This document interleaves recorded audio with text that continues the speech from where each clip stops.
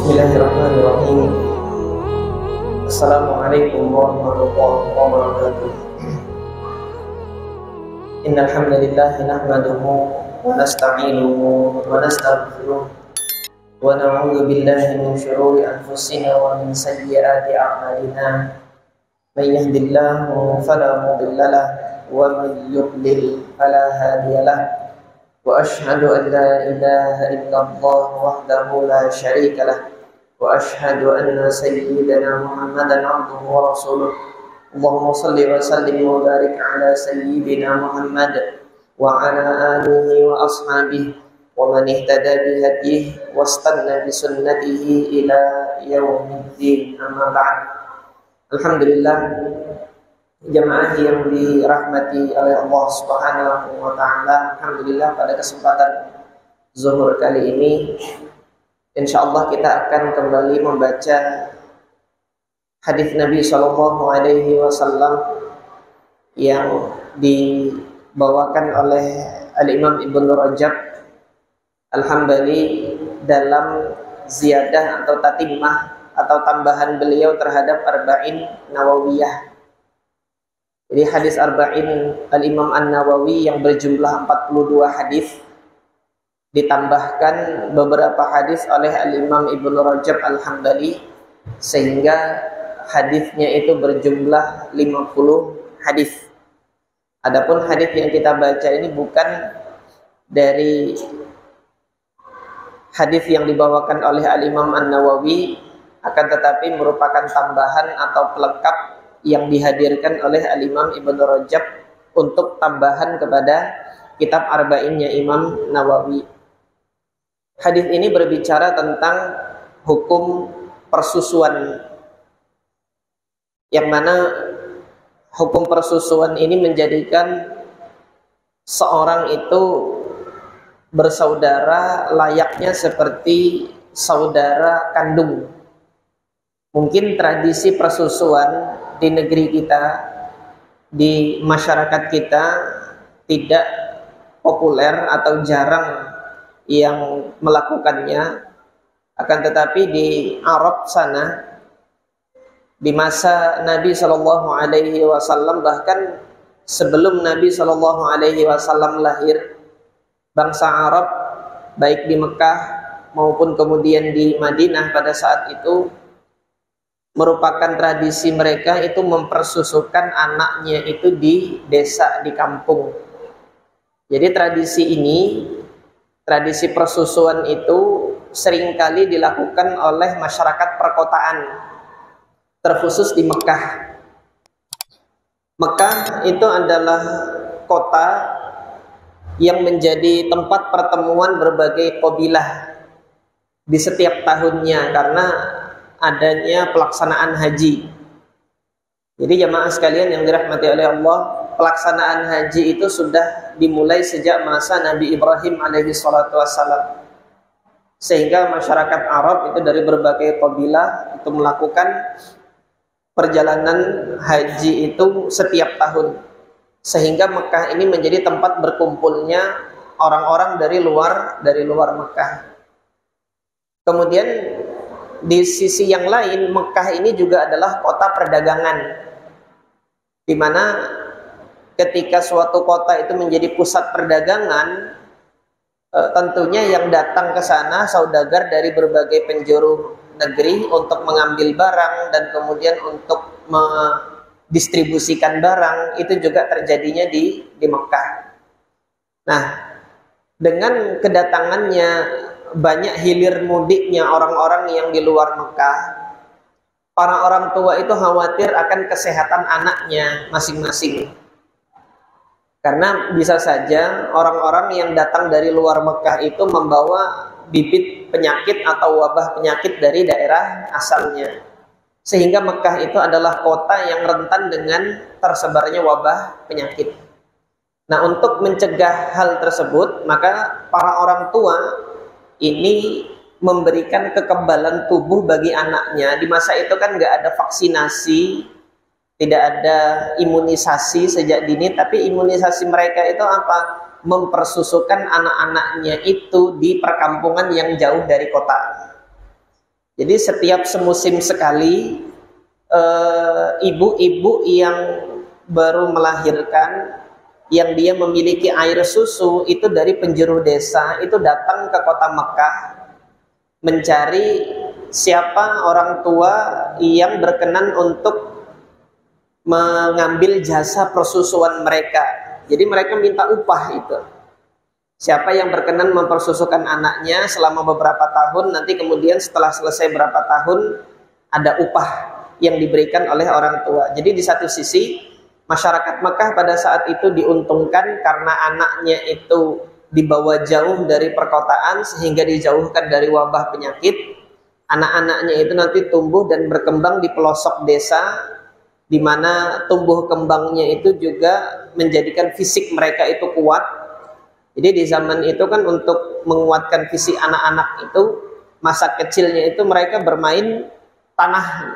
Jadi bermain dengan lingkungannya. Harusnya tradisi yang seperti ini juga kita budayakan di tempat kita, bukan yang mempersusukan, tetapi itu tumbuh kembang anak-anak kita, biarkan anak-anak kita itu bermain dengan alam.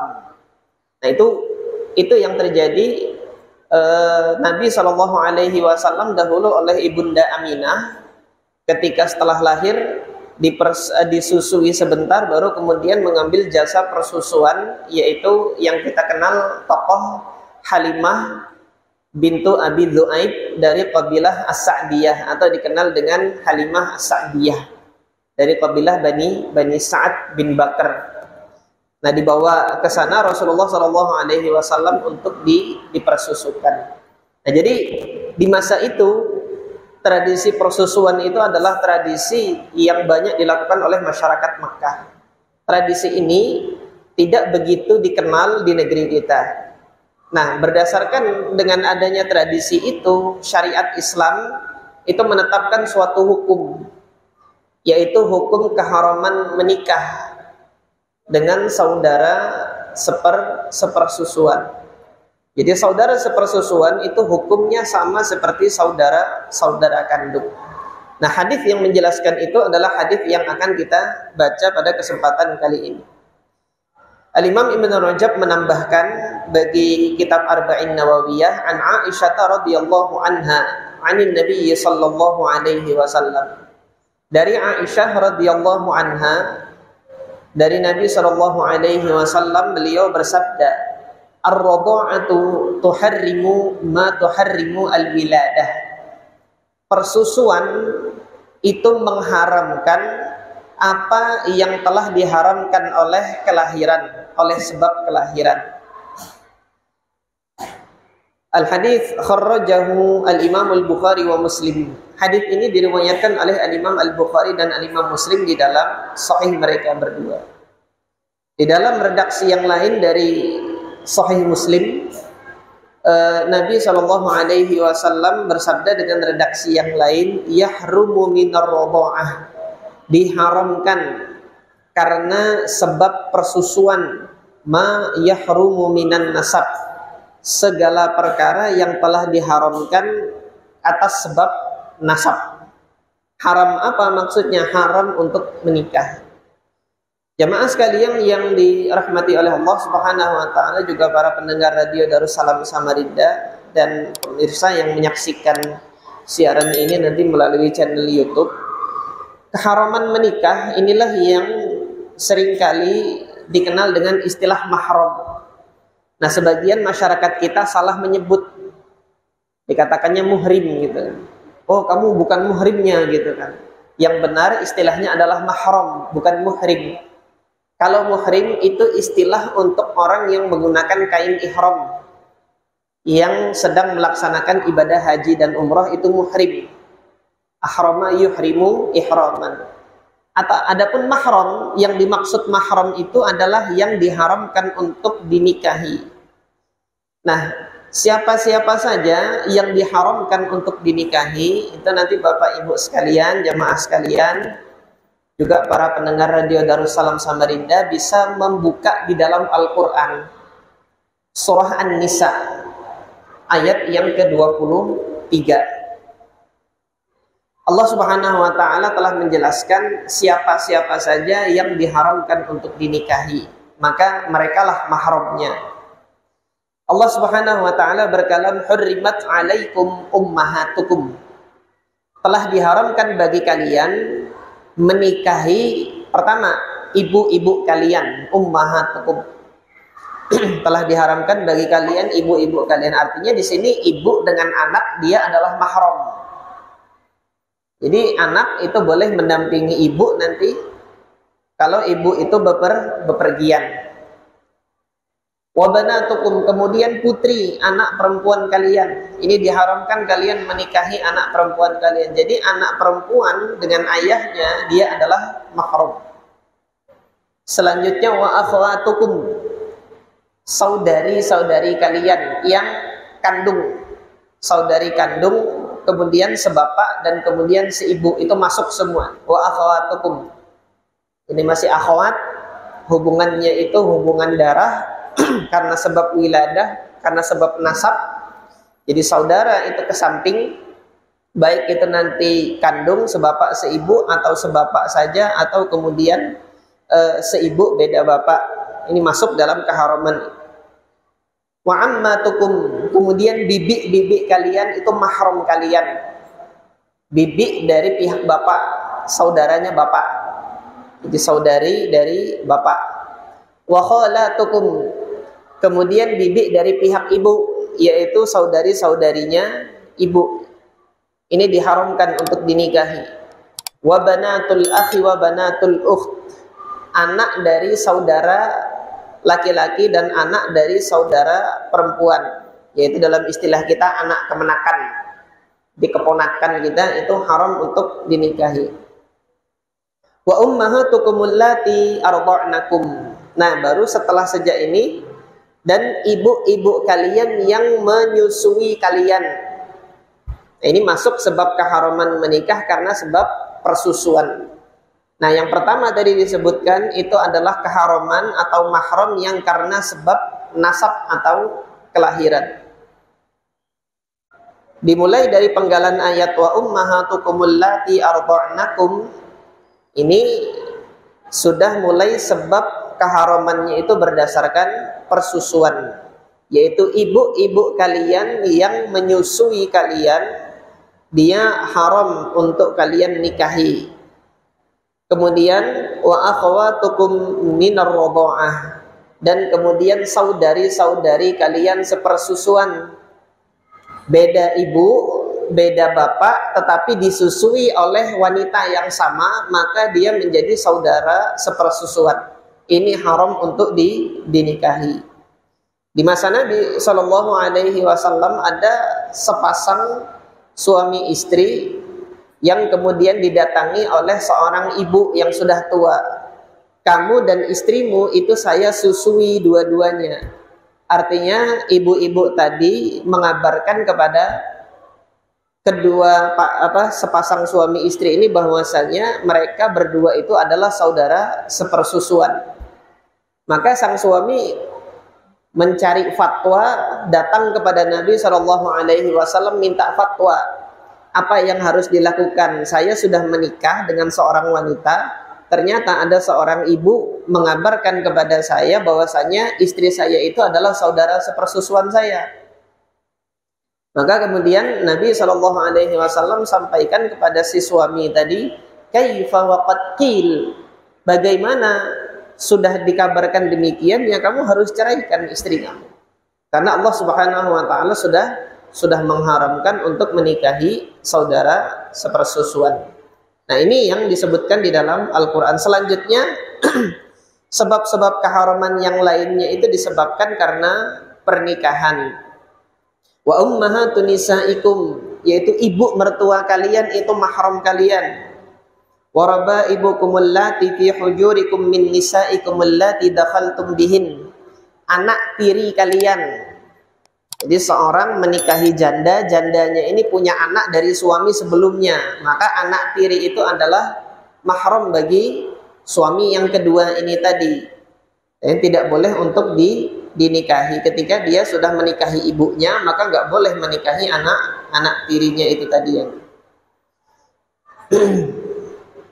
Fa in lam takunu dakhaltum bihinna fala junaha 'alaikum. Tapi kalau belum sempat hubungan badan dengan ibunya gitu kan, dan kemudian berkenan untuk menceraikan, maka masih diperbolehkan untuk menikah dengan anak dari jandanya itu kalau belum sempat berhubungan badan. Ini yang Allah tetapkan di dalam Al-Quran tadi. Kemudian yang diharamkan selanjutnya karena pernikahan, wa halailu abnaikum, menantu kalian. Anak menantu artinya istri dari anak laki-laki kita, itu nggak boleh dinikahi. Alladzina min aslabikum, yang dari tulang sulbi kalian. Wa anta jama'u bainal ukhtain, kemudian berpoligami dengan dua saudari kandung. Kakaknya dinikahi, adiknya juga dinikahi, ini tidak boleh di dalam Islam. Dalam salah satu hadis yang di dalam sanadnya itu terdapat kelemahan, pernah terjadi di masa Nabi seorang yang sebelumnya kafir punya istri dua, kakak adik istrinya. Ketika masuk Islam, Nabi SAW perintahkan untuk menceraikan satu dari dua istrinya itu, karena tidak boleh berpoligami dengan dua saudari sekaligus. Wa anta juma'u bainal ukhtaini illa ma qad salaf. Perkataan illa ma qad salaf itu pada saat dia masih kafir. Jadi ketika nanti sudah masuk Islam gitu kan, yang dahulu sudah terlanjur dinikahi itu harus diceraikan ketika dia sudah masuk Islam. Artinya pilih salah satu dari keduanya. Innallaha kana ghafurur rahima.